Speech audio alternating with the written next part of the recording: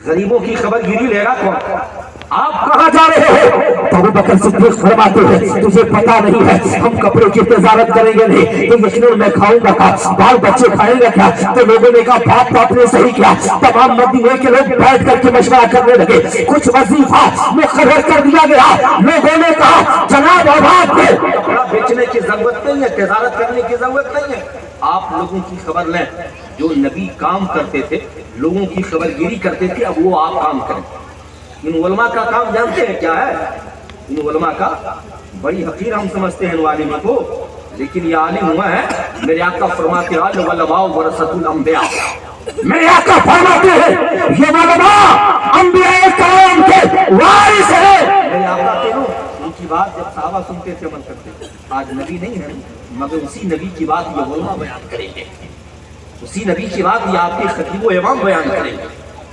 غرض ابو بکر صدیق ٹھہر گئے، کچھ وظیفہ مقرر ہو گیا، کام کاج کرنے لگے، غریبوں کے پاس جاتے، یتیموں کے پاس جاتے، ہر ایک مسئلے پر نگاہ کرتے، اس کو چند منٹوں میں حل کر لیتے۔ کافی بھاگ دوڑ کرنا پڑتا تھا، بھاگ دوڑ کی وجہ سے چہرے کی رنگت بدل گئی، چہرہ سوکھنے لگا۔ ان کی بیوی کہتی ہے حضرت ابو بکر صدیق کی 4 عورتیں، 2 مدینے کے رہنے والی ہیں، 2 مکے کے رہنے والی ہیں۔ ان کی بیوی حضرت ام رومان کہتی ہیں جناب آپ کے چہرے کا رنگ بدل رہا ہے، چہرہ سوکھ رہا، آپ محنت زیادہ کر رہے ہو، تھکاوٹ زیادہ ہو رہی ہے، آپ ایسا کیجئے نا کچھ ایسی غذائیں کھائیں جس سے بدن میں طاقت ہو، ایسی غذائیں کھائیں جس سے بدن میں طاقت ہو۔ سیدنا ابو بکر صدیق فرماتے ہیں ویسا نہیں ہے، میں کہاں سے کھاؤں؟ تو ایک عورتوں کی خصلت ہوتی ہے، جانتے ہیں کیا؟ اگر اس کو 10 روپیہ کی ضرورت ہے ہم سے اور آپ سے مانگے گی تو جانتے ہیں وہ 5 میں کام چلا لیتی ہے اور 5 بچا لیتی ہے۔ ایسا کرتی ہے کہ نہیں میری ماں بہن؟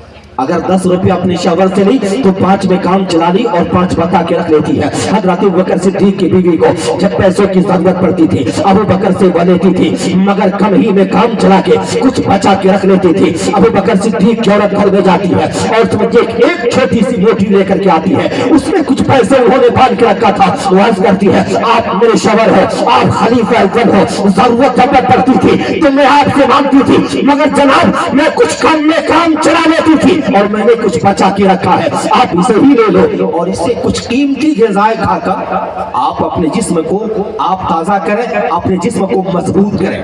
جانتے وہ مال کیا کرتے ابو بکر صدیق؟ لیتے ہیں اور بیت المال میں جا کے جمع کرتے ہیں، بیت المال۔ اچھا یہ بتائیے کوئی ایسا آدمی ملے گا کہ جس کا تنخواہ اگر 50,000 روپیہ ہو، اب 25,000 میں اس کا کام چل جاتا ہو تو 25,000 وہ گورنمنٹ کے یہاں لے جا کر کے واپس کر دیتا ہو؟ کوئی ایسا ملے گا؟ نہیں ملے گا۔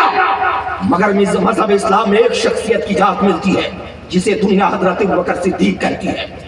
ابو بکر صدیق وہ پیسہ لے کر بیت المال میں پہنچ گئے، کہا اسے جمع کرنا، زیادہ جا رہا ہے یہ تو گھر میں بچ رہا ہے، جمع کرا دیے انہوں نے اور کہا سنو میرا جو تنخواہ وظیفہ ہے وہ کم کر دو، اس لیے کہ جو جا رہا ہے نا اس میں سے کام بھی چل جا رہا اور کچھ بچ بھی جا رہا، اسی کا بچا ہوا یہ مال ہے جو میں جمع کرنے لایا۔